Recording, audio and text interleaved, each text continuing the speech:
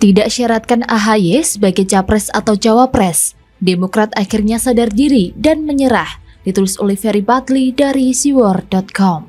Raden AHY yang sudah nggak nafsu lagi jadi capres ataupun cawapres. Kasian, udah ditawarin ke sana kemari sama Pepo, ternyata tetap nggak laku. Nah, di sini kan menunjukkan bahwa memang akhirnya Demokrat sadar diri dan juga menyerah begitu. Saya bilang sudah nggak ada nafsu lagi untuk nyapres. Saya bisa menyimpulkan bahwa memang benar AHY ini belum matang dalam berpolitik, masih terlalu hijau dan terlalu sering banyak blunder. Karena AHY ini udah kemana-mana gitu, udah ketemu dengan Surya Paloh, Prabowo Subianto, Airlangga Hartarto, tapi Demokrat masih belum jelas akan koalisi sama partai yang mana. Sementara satu-satunya partai yang belum ditemui oleh AHY yaitu PDI Perjuangan. Ini ibaratnya AHY masih dalam perjalanan, masih on the way, tapi sama PDIP udah ditolak duluan.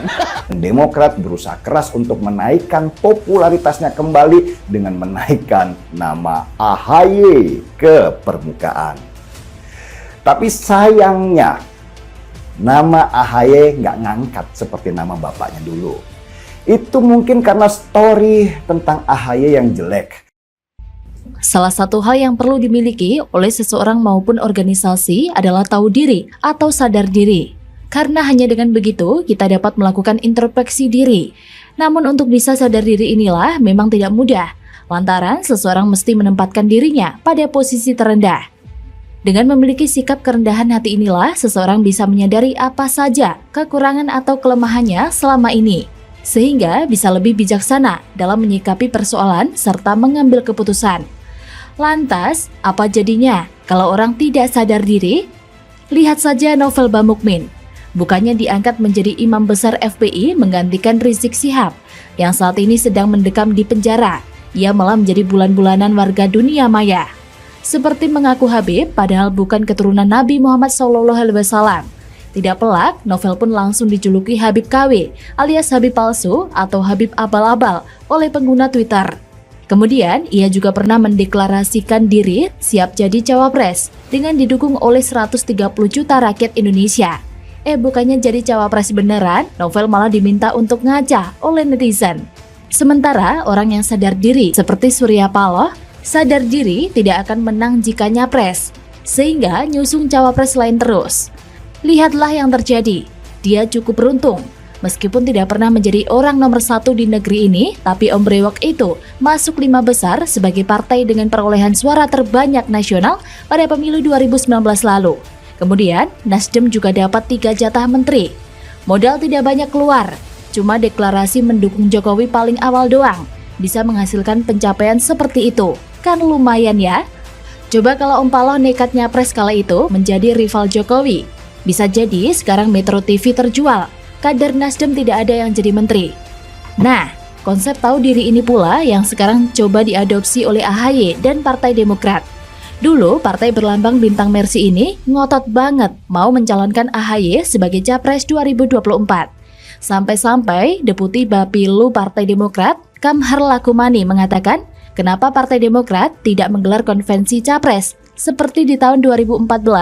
Karena seluruh komponen partai besutan SBY itu sepakat untuk memperjuangkan AHY sebagai capres.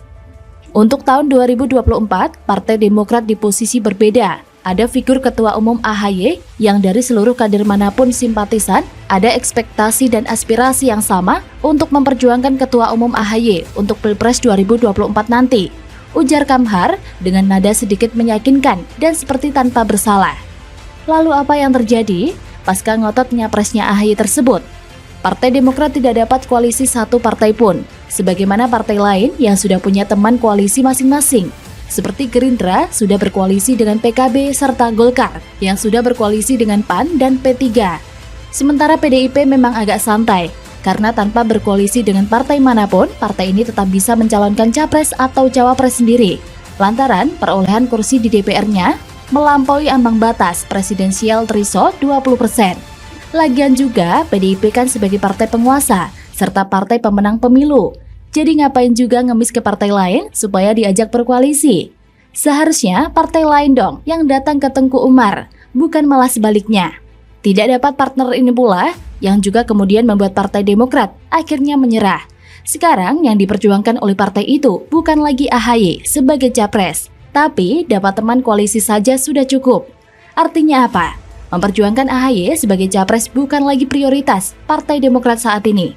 Mau putra sulung SBY tersebut jadi capres atau tidak, masa bodoh. Yang penting, gak sendirian di Pilpres 2024 mendatang. Itulah kenapa beberapa kader partai warna biru tersebut mulai memuji sosok capres lain. Seperti Cipta Pancalaksana sudah berani mengatakan elektabilitas Anies sudah nggak terkejar lagi oleh capres lain. Padahal jelas Anies itu bukan kader Partai Demokrat. Hanya saja kalau dipikir-pikir secara jernih nih, AHY memang tidak layak jadi capres ataupun cawapres. Kenapa? Berikut beberapa alasannya. Pertama, dia kan politisi karbitan. Tidak punya pengalaman apa-apa berpolitik, tiba-tiba mencalonkan diri sebagai gubernur DKI, ujung-ujungnya kalah. Dan baru juga masuk Partai Demokrat, tiba-tiba didapuk jadi ketua umum. Selain itu, yang perlu diingat, AHY ini jadi politisi bukan atas kemauannya sendiri, melainkan didesak oleh Pepo SBY. Begitupun ia jadi ketua umum Partai Demokrat, bukan karena prestasi atau perjuangannya sendiri, melainkan karena lobi-lobi tingkat tinggi yang dilakukan oleh bapaknya sendiri. Yang kedua, AHY ditolak oleh calon jenderal. Kenapa bisa begitu? Karena ia berhenti jadi tentara berpangkat mayor dan notaben pangkat rendah dalam jenjang perwira menengah TNI. Nah, ketika ia jadi presiden akan melantik sekian banyak jenderal seperti Panglima TNI, Kasat, Kasal, Kasau, serta Kapolri. Masa jenderal dilantik oleh mayor? Kan nggak lucu ya? Jelas hal ini merendahkan prestasi pangkat jenderal kalau dia jadi presiden. Dan yang ketiga nih, ini nggak kalah pentingnya, yaitu elektabilitas AHY rendah, hanya 3,4%. Ditambah pula dengan ulah kader Partai Demokrat yang kala itu korupsi berjamaah, yang katakan tidak pada hal korupsi, hal ini juga membuat orang semakin tidak suka sama AHY beserta partainya. Jika kalau dipikir-pikir lagi, memang tidak ada kelebihan apa-apa sih AHY ini untuk dijadikan modal buat nyapres. Hasilnya pasti mentok itulah, alias nggak laku, meskipun ditawarkan kemana-mana. Untungnya doi cepat sadar. Tapi patut disyukurilah, Demokrat tidak ngotot mencalonkan AHY itu, bisa dibilang belum terlambat. Karena pasti akan dapat teman koalisi kalau mau ngusung cawapres. Dan langkah AHY serta Partai Demokrat yang cepat tahu diri ini layak dicontoh oleh bakal capres atau cawapres yang tidak tahu diri lainnya, seperti Caimin, Farhad Abbas, serta Novel Bamukmin.